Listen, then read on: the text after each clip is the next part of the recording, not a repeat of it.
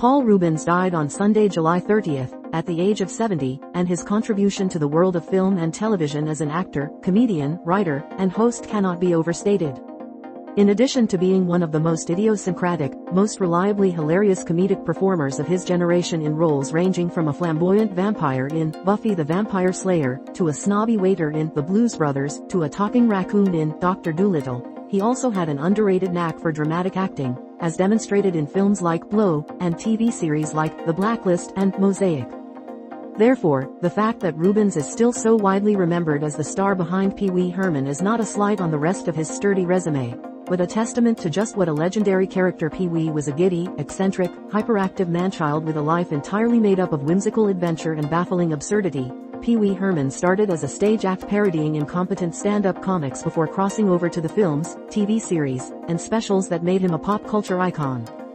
During Reubens' 40-year-plus tenure as the character, he brought his most famous creation to a total of 5 feature films, including 3 Pee Wee-centric installments and 2 significant supporting appearances in 1980s comedies.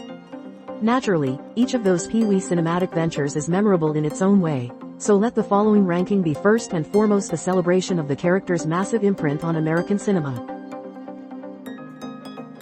Written by Paul Reubens and George McGrath and directed by Randall Kleiser, also known as the director of such beloved 70s-80s films as Grease and The Blue Lagoon, 1988's Big Top Pee Wee is the second of the 3 films officially existing as part of the Pee Wee Herman film franchise. Narratively, it functions as a standalone sequel to 1985's Pee Wee's Big Adventure, bringing back the character himself and the central ethos of unbridled mayhem while essentially eschewing all of the original film's plot in favor of a brand new story. This time, Pee Wee is a farmer with dreams of musical stardom, whose quiet daily life tending to his various animals and crops and spending time with his fiancée Winnie Johnson, Penelope Ann Miller, is interrupted when a storm brings an entire circus to his front yard. Big Top Pee Wee is not as well remembered as Pee Wee's Big Adventure, despite the temporal proximity between both films, and there's a reason why. Although Reubens is in top form as always, the film does not display the same level of sustained creativity as the finest Pee Wee outings, nor does it successfully strike the same tricky tonal balance. The circus plot is somewhat sophomoric, the zest and innocence that usually defined Pee Wee as a character are punctured by sexually charged humor that doesn't land enough to truly justify itself, and a love triangle subplot mostly just makes Pee Wee come off as an annoying jerk. The animals are all very charismatic, though. Back when Paul Reubens was trying out the character of Pee Wee Herman as a member of the famed improv group The Groundlings, the key concept behind the character was that he was a really bad stand-up comedian. It was this idea that informed Pee Wee's second on-screen appearance, following a debut stint on The Dating Game, and arguably the first to help him break out significantly into the mainstream, a supporting turn in 1980's Cheech and Chong's Next Movie. The second of various feature film vehicles starring the American comedic duo of Cheech Marin and Tommy Chong, Cheech and Chong's Next Movie stays true to their brand, presenting a series of loosely connected stoner misadventures with a plot that mostly serves as an excuse to keep them moving from setup to setup. In one of their run-ins with baffled side characters, Cheech and Chong provoke the ire of an uptight hotel receptionist, who turns out to be Pee Wee Herman working a day job. Later in the film, they aggravate Pee Wee again by heckling him as he's presenting his act at a comedy club, and it's during the ensuing altercation that the Pee Wee persona we now know and love finally begins to shine through. Although its stoner humor has aged somewhat since 1980, the film itself is one of the better, most consistently entertaining Cheech and Chong features, not a patch on the very best Pee Wee films, but still a worthy big screen introduction to the character. The great thing about Pee Wee Herman was that he was intrinsically so absurd and out there as a comic figure that there weren't many contexts in which an appearance by him wouldn't make sense. Not only did the films specifically about Pee Wee liberally jump from setting to setting and from continuity to continuity, but his appearances in other media also abided by the same anything goes, sans backstory spirit. As an example, look no further than his delightful contribution to 1987's Back to the Beach. A loving parody/homage to the beach party films of the 60s, which courted teenage audiences with effervescent, guilt-free, music-filled, scantily clad fun at a time when that was enough to raise a social ruckus. Back to the Beach stars 2 of the genre's luminaries, Frankie Avalon and Annette Funicello, now playing their old beach-loving personas as a middle-aged married couple living a calm life in Ohio thanks to a family trip to Hawaii gone wrong. Frankie and Annette find themselves stuck in California with their son Bobby, Damian Slade, and daughter Sandy, Lori Loughlin, and soon get back in contact with their old surfing scene.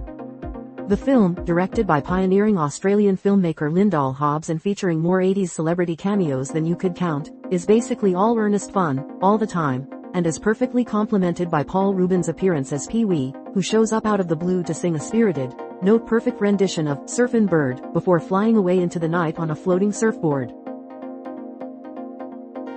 Pee-wee Herman took a hiatus of nearly 30 years from feature films after Big Top Pee-wee, before making his return to the big screen, but only for a lucky minority of viewers.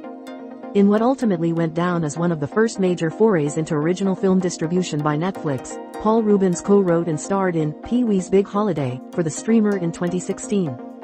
The film premiered at South by Southwest and had a limited theatrical run at Alamo Drafthouse, but otherwise, Rubens' final work as Pee-wee was an at-home viewing experience for the majority of the public, which turned out to thoroughly befit the project in question.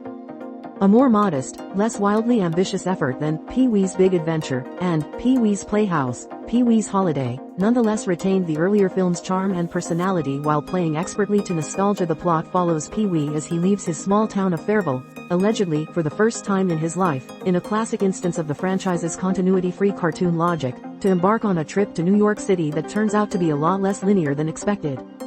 With help from guests like Alia Shawkat, Stephanie Beatriz, and Joe Manganiello as himself, Rubens and director John Lee construct a charming farcical adventure that carries all the hallmarks of a classic, satisfying old time with Pee-wee Herman, and even sneaks in enough sincere emotion to stand as a fitting send-off to the character in his singular, ever-changing world. Pee-wee's Big Adventure isn't just the best Pee-wee Herman film, it's one of the very best American films of the 80s, full stop, and a shining example of what Tim Burton was capable of in his early, energetic prime as a filmmaker. Written by Paul Rubens alongside Phil Hartman and Michael Varhelyi, and taking inspiration from the 1948 Italian neorealist classic Bicycle Thieves, Burton's feature directorial debut takes the simplest of narrative starting points. Pee-wee Herman has his bicycle stolen, and embarks on a desperate nationwide search for it, and turns it into one of the most raucous, inventive, surprising, and relentlessly hilarious comedies ever made. Almost all of the unique, inimitable greatness we now associate with Pee-wee's screen appearances was born here, from the surreal abandon of the storytelling to the ingenuity of the comedic set pieces to the consistent strength and maximalist flair of the gags. As if all that weren't enough, it's the perfectly designed cinematic vehicle to showcase all of Rubens' je ne sais quoi as a performer, the way that he committed to each pratfall and each line delivery so thoroughly, and with such indefatigable attention to character and tone that any 5-second stretch of the film could be its own comedy masterclass in miniature. That he did it while making it all look so easy, and projecting such an electric, contagious, life-affirming sense of joy and generosity along with the film's similarly brilliant ensemble, is enough to demonstrate why he'll always be remembered as a legend.